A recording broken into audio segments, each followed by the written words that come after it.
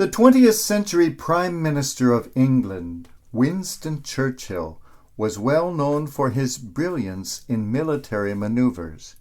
He was not, however, known as a churchgoer.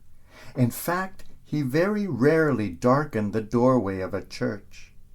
His wife, Clementine, on the other hand, was an avid churchgoer. She used to argue with her husband, nagging him to go to church.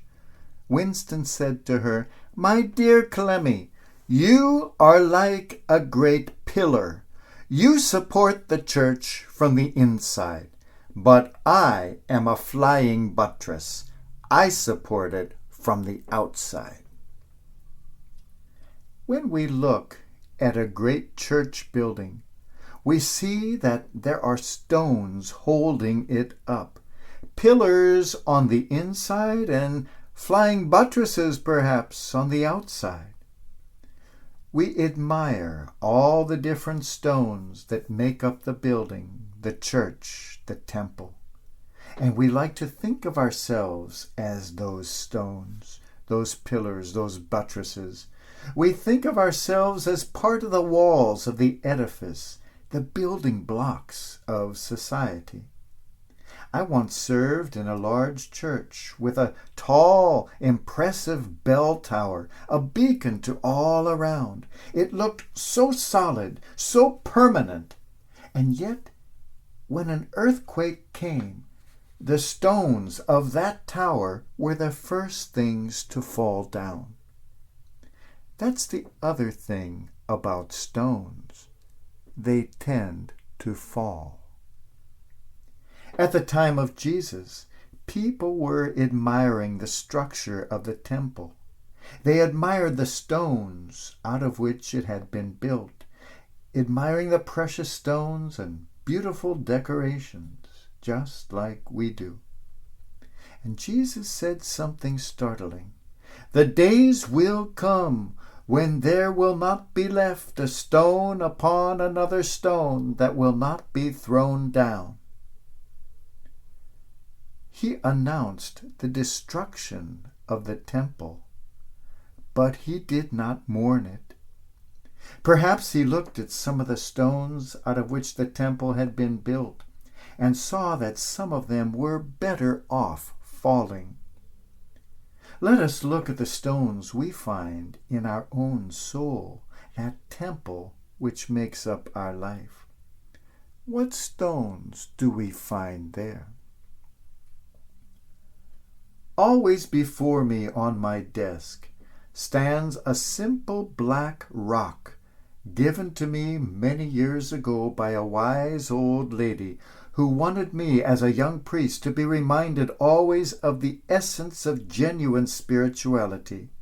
On this rock is inscribed a single sentence in German which reads, "Let the one who is without sin cast this stone upon another person." I have never been able to cast that stone. Our temples, our churches, our lives, our souls are filled with these stones of self-righteousness, which people of religion are all too eager to pick up and cast at other people different from themselves, or oftener at people who are very much like themselves and are a constant and painful reminder of that which they fear inside themselves. It is well that these stones be destroyed. What stones do we see inside ourselves? There are the massive, solid stones that make us feel so sure of ourselves, that make us feel that as individuals and as institution, we have it all figured out. We have it all right. Until, that is, we experience a huge and healthy doubt, which finally allows us to grow and to move forward.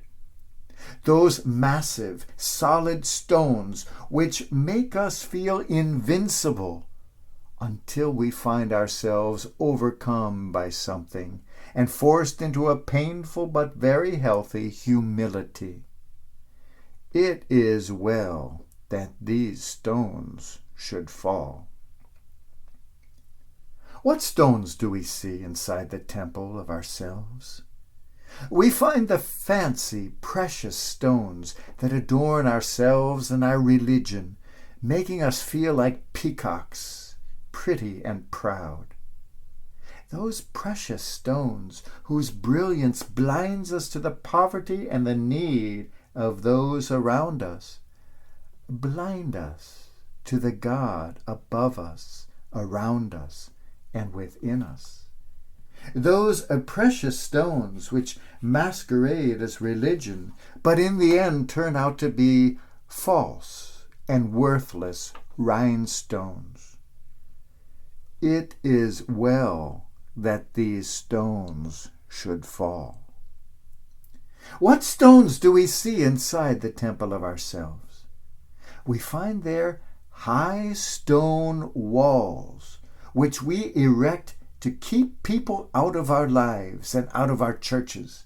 We find there stumbling blocks upon which churches chisel impossible laws to make the path to God into a silly obstacle course.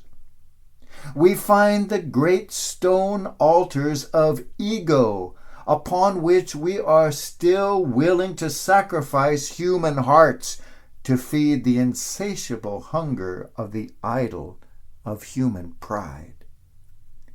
It is well that all these temple stones should fall, lest they become millstones around our own necks.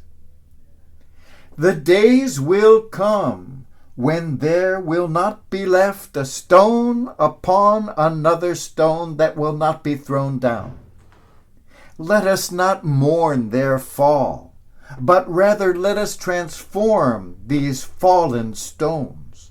Let the stumbling blocks become stepping stones, the fallen walls, bridges, the precious stones, alms for the more precious poor.